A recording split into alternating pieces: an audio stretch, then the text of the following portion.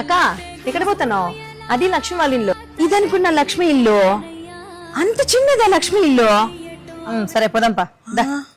కాదు మహి, మన పిల్లలు చదివే స్కూల్లో వీళ్ళ పిల్లల్ని చదివిస్తా అంటే లక్ష్మి వాళ్ళు చాలా రిచ్ అనుకున్నాను. ఇంత పూరా అయినా అంతంత ఫీజు ఎట్లా కడతాందో ఏమో. తల్లిదండ్రులు ఎంత పూరైనా కూడా పిల్లల భవిష్యత్తు కోసం బాగా చదువుకోవాలని కష్టపడి సంపాదించి ఫీజులు కడుతున్నారు ఈ కాలంలో. సరే పోదాం పక్క, ఇక్కడేం డిస్కషన్. లక్ష్మి ఏం బా లక్ష్మి అంతగా రెడీ అయినావు?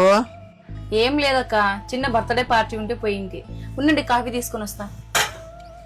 అబ్బా కాఫీ తీసుకొస్తుందంట. ఇల్లు చూడు ఎంత గలీజ్ గా బూచి బూచి ఎట్లుందో. ఓయమ్మ నేను తాగను తల్లోయ్. అక్క వాటర్ తీసుకో. వద్దు వాటర్ వద్దు, కాఫీ వద్దు, ఏమొద్దు. అక్క ఏ మహి, ఆ వాటర్ బాటిల్ చూడు ఎట్లుందో. ఎట్లా తాగబుద్ది అవుతుంది నీళ్లు? మా ఇంట్లో ఫిల్టర్ వాటర్ తప్ప ఇంకే తాగం తెలుసా? ఫస్ట్ పక్కన పెట్టు.